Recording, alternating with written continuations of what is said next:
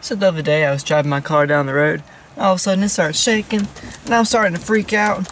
So I stop. And I decided to call Dad up.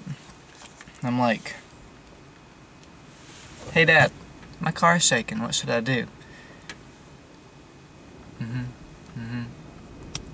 Okay, bye.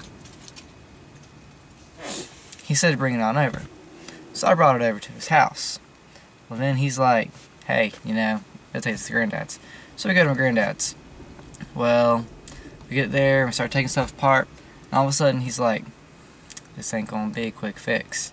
Dad said, you know, give him the keys, so I gave him my keys, and he let me give the truck keys, and he said, you know, take the truck, you can drive it home. Okay. I'm real excited about this one. I go from this to this. I mean, I went from having the jam. You never say hey or remember my name. It's probably cause you think you're cool.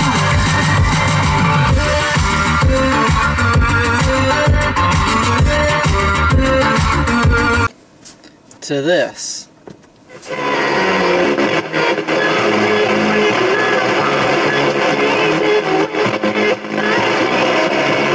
So I also had to fix some brakes.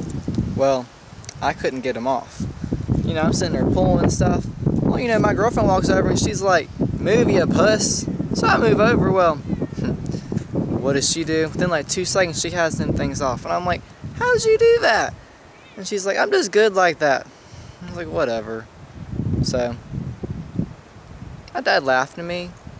It's kind of sad, but the way I view it, you know, it's just less work I gotta do. So, you go ahead, you take the brakes off, and you be like a man. And I'll just sit there and watch you. Well, in the end, I got my car back.